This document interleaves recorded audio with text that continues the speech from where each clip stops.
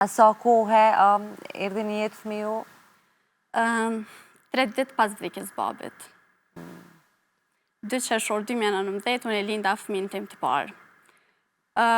Dhimbjet e lindjes, nëse më pyet, nuk i mbaj mend, por mëngjesin asaj dite e mbaj mend shumë mirë. Ishin 2 emocione shumë të kundërta.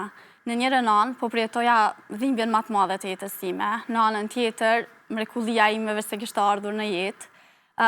Nuk mundesha ta telefonoja as mamin, as motrën, sepse e dija që ato janë të shtëpia në fshat, duke me mërzime.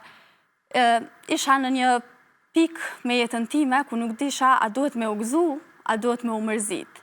Mirë po, mëmësia më ka ndihmuar shumë. Djali im, Anise, ai ka qenë pika e kthimit në jetën time. Ka qenë arsyeja pse e kam vazhduar jetën. Në fakt, sot kam 2 djemë, dhe ata çdo ditë janë arsyeja që unë vazhdoj jetën dhe nuk dorëzohem asnjëherë. Ti kesh me jetë të gjatë dhe duket kjo është cikli i jetës. Diko ta merr jeta, një tjetër ta sjell. Cili ishte mendimi i parë që t'erdhi kur i pe atje Angel-it fytyrën? A do t'jam nane mirë? Dilema, pyetja më duket që shumë nëna e ka. Qysh kom ja dalë me tërë këtë dhimbje në zemër me qeni nane mirë për djalin tim? Për t'i ja dole.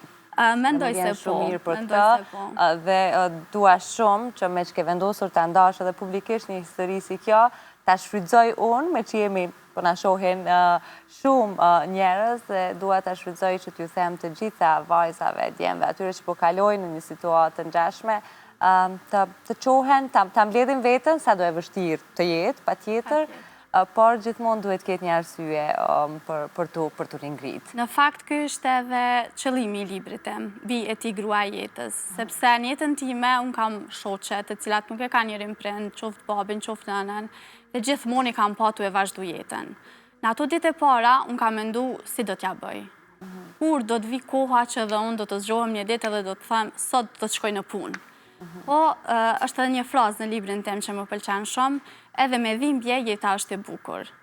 Gjithkush ka një arsye, dikush për hatër të nanës, dikush për hatër të babës, dikush për hatër të fëmijëve, të familjes, po dhe për hatër të vetës po. Këto deshta me thonë, së pari për hatër të vetës, sepse s'mund t'jesh i mirë për askën rrethin tënë. Nëse nuk je për vetën tënde. Nuk je mirë me vetën. Për sa kohë edhe sa net pa gjumë me slot vetë u deshëm për ta shkrujt të libër? Me përmbledh krejt gati një vit më është dasht, mirë po ka pas ditë që s'kam dasht me pa fletorën me sy, se kam qajtë shumë. Se gjitha ato që i shkruaja më rikthenin në kohën dhe i përjetoja edhe njëherë.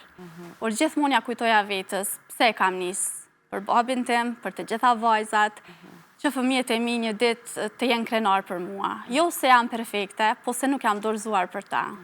Qka përmban libri, Flora? Në çfarë forme e ke sjellë? Ke folë veç për përjetimet të tua pas